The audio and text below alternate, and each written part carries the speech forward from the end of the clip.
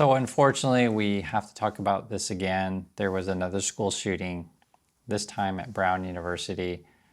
It's my university. I went to school there, so I don't know what to say anymore with these kind of things, but I do want to talk about this stuff because it's not something that we should ignore. It's not something we should ever ignore. And unfortunately, in the USA, there's a mass shooting. It's every day. And it's actually more than every day, unfortunately. In the situation of the Brown one, my understanding of it was like a lecture hall kind of thing, and I guess the shooter went in like a top level and just started indiscriminately shooting. I think 2 people have been killed, 9 injured. I know people are still in the hospital right now, and everyone's generally worried. In Providence, I just heard they're saying they're not going to cancel events, like, safe to go to church and safe to go outside, these kind of things. But it's just hard to, even talk about this stuff. We have to talk about this stuff, though, to be frank. I just know that it always goes back to the same arguments whenever we mention any of this stuff, right? So if you believe in guns, you just think more people need to have guns, and then therefore, I guess we're all protected. And if you don't believe in guns, you think, well, no one should have these things. I'm more on I don't think anyone should have these things, but that's just my opinion on that stuff. I don't want to argue about that. You already have your mind made up, I'm sure. The problem with these things is, the U.S. is the only country in the developed world that has this problem, right? So something is seriously wrong. And there's no other way to put it. And I'll just put it in the most plainest terms. Most other countries don't let their citizens just have these kind of things, right? So there's that. In terms of just the overall situation, it sounds like the campus was on lockdown for several hours. The shooter got away. There's a little bit of footage out there. You'll see it. I think it's a he. Is what they're saying. You never know, but chances are it's male, dressed in black, and we just have footage of him going around the corner. In my opinion, if you know the campus area, it's a very small town, and I think it'll be really hard for him to get away. Like, the streets are narrow. It's not. I don't know. I'll just say it's a small area and it's a small space. I don't want to make any guesses if the person's still in the area or not. I'll just say it would be difficult though to get out. And there's so many. I think police and authorities in the area. I've seen as many. I don't know. I've heard, at least a couple hundred, maybe 300, 400, something like that. And they're putting a lot of resources to find this person. So I think authorities are saying this is in this day and age, right? There's cameras everywhere. You may have cameras on your door. Everyone's got a phone. And I think there's CCTV or some sort of camera inside the building, but they haven't released any footage. There might be something you don't necessarily want to show the public.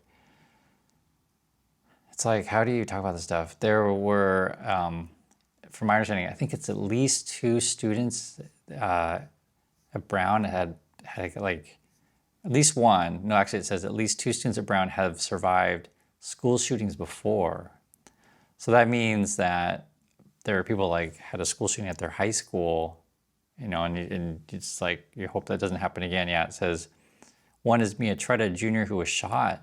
So this one actually even got shot in 2019 in Santa Clarita, and then comes to Brown, and there's that. Another Brown student says Zoe Wiseman. So she's 20, but when she was 12, she saw a shooting in Parkland, Florida, where she's from. It's just, how do you even talk about this stuff? It's like, for our young people to have to experience this twice in their life. For me, this should be enough is enough. And the example that people always use is Australia. They had a mass shooting, and the people came together and it's like, we don't need these kind of weapons. And I also want to state clearly, because it could always go to the gun issue. If you want to talk seriously about this stuff, let's have a real conversation about these things, right? It always comes to that issue. Like, if you want to be safe with these things and you want to get licensed and prove every year that you're safe, these kind of things, and figure out some sort of way putting more regulations shouldn't affect you at all. That's the most simplest terms. And for most people out there who have these things, that they are safe. But unfortunately, because there's so many in the USA, it just takes a small percentage, and some person can easily get something, and these things can happen. It's so hard to explain for people who are American, have never been outside the country, that when you're in the developed world, you don't feel fear for your safety like you do in the USA. It's just a whole other world, right? No one has a gun, so you're just not worried.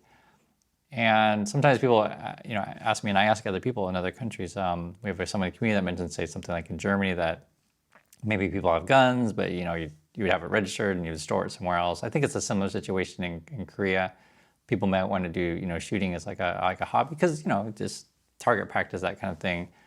But you would register it, you keep it somewhere else, and then if you want to get it, you go get it, and then you can go do that at the range. So that kind of stuff, and that's what I think are honest conversations about these things. I also know people are hunters, or for various reasons they, on a farm, any number of reasons. So I always want to make that clear. And I think sometimes when we have honest conversations about this stuff, that it's a lot easier to talk about it, to say, hey, our goal here is to protect our young people, protect our citizens. I think what's hard about solving this problem in the USA, and it's not just the guns by themselves. You could also talk about military action with the US, because the reason why it's connected is because people profit off of selling you this stuff. That's basically what it boils down to, right? Pete Hegseth, Secretary of Defense, he runs around and is like, hey, you got to buy this weapons and this weapons and this weapons, right? And whatever administration, they got to always come a reason. Like right now, I guess Trump's trying to escalate stuff in Syria and escalate stuff in Venezuela. And when we put all of our resources to convincing people that we have to use military action, right, because it's all connected, or that you have to buy guns to protect you from other people who have guns living in your neighborhood, who profits? The gun companies, right? It's all connected. Who profits from, any sort of military actions? The defense companies. What else can I say? It was interesting that I was listening to some of the, I think it was like either Administrator Brown or a local authority. He was saying, unfortunately in this day and age in the USA, you have to prepare for these kind of events, and they do have contingency plans in place on, what to do in the case something like this happens. So they're doing those plans, and every school and university, has to do these days.